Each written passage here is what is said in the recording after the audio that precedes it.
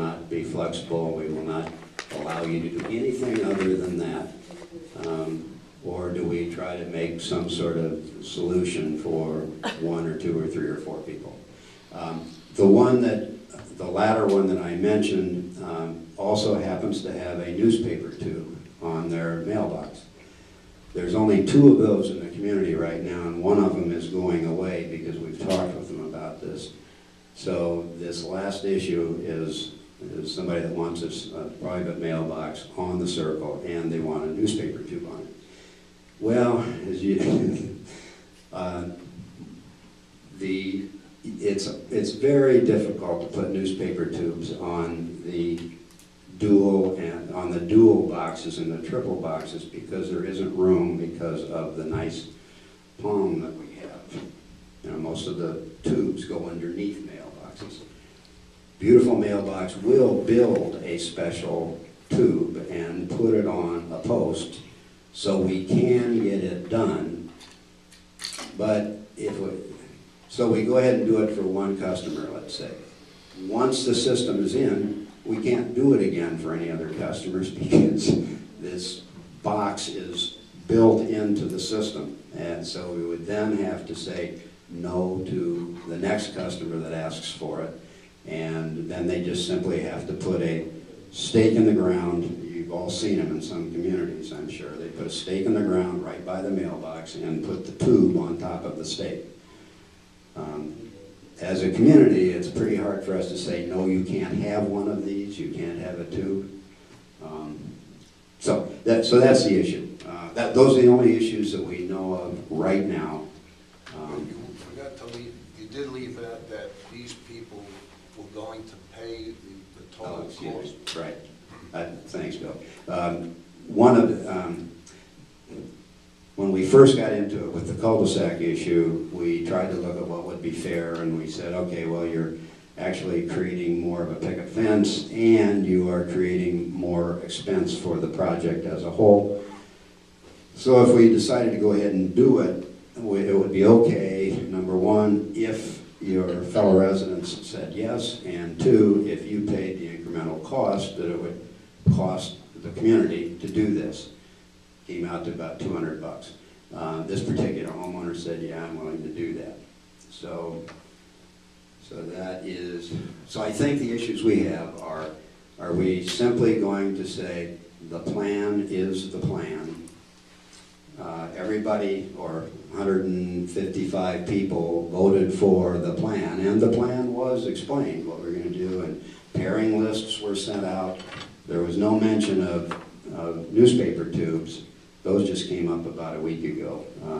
But anyway, so will we simply say the plan is the plan, we will not deviate from the plan, or should we try to take care of the 1 or 2 or 3 issues that we would have here, work out something so that we don't go to war with those particular homeowners? And I guess that's about where I am. I have a question. Is anybody, if they are very adamant that they want this tube, can they on their own put a tube in? No, nobody can touch these things. Once it's done, it's done. Except with They got to go through the association. Okay. Was there a cost originally for that tube that they currently have? Did they buy that?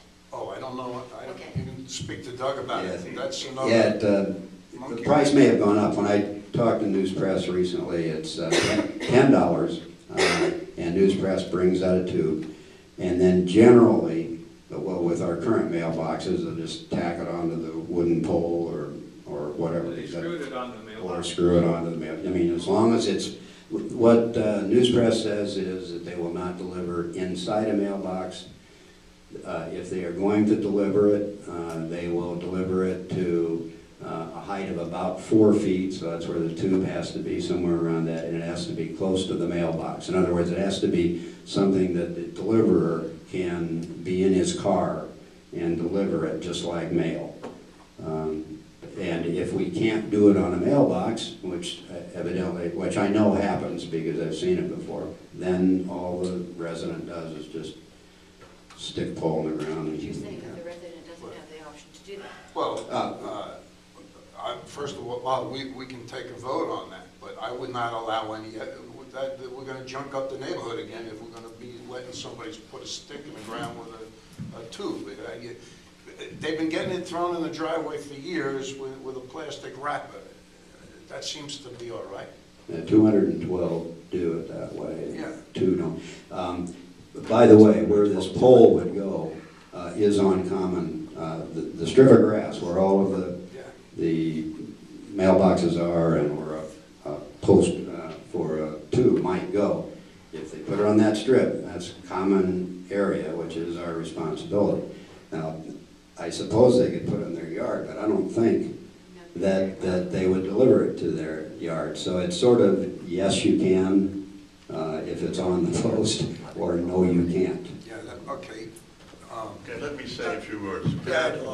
We'll let everybody make a comment. You don't need that speaker thing, we can hear fine. Okay. Thank you. Right? The issue at hand is not just the tubes for the newspapers. The issue at hand is equality and fairness. And this board, except myself, was voted in last year to take care of the workings of the homeowners. And with the fiduciary responsibility, you've heard that expression before. So this board has the right to impose whatever the board decides. And it's nice to come up with questions and send out questionnaires to all the neighborhood asking for input. It's very confusing. Now, why should we have two people come forward and be treated specially?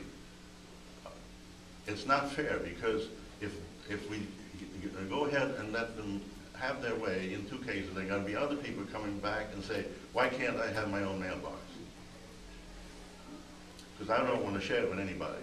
You're right. Lars, can I just build upon what you said? I'm one of the people that has a single mailbox, and I actually didn't want it.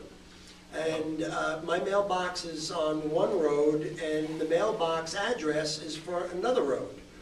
But because of the postal codes, they chose, or it was necessitated. Those are extenuating circumstances, though. Yes, but I'd be glad to make a trip around the corner to receive something.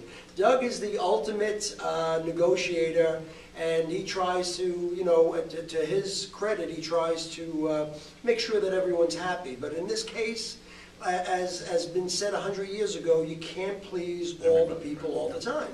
And if there's two people that are inconvenienced, whether it be real or imagined, the fact is that we have to stick with the plan. And the plan is that, you know, we're taking over all of the mailbox, maintenance and everything that goes along with it. And, you know, if you're slightly inconvenienced because of the fact that you may have to walk a couple extra feet, or you may have to look through binoculars to see if you got the Publishers Clearinghouse, you know, thing. I mean, come on, it's not enough to start something over, and I just believe that we have to maintain consistency here. Teresa, how do you feel about it? I think it needs to be consistent, and I think it needs to be the plan that we originally had. So let's move this along. Let's take a vote. Let me say one thing. I want to publicly thank Doug Foster for the tremendous work that he's put into this project. Yes. And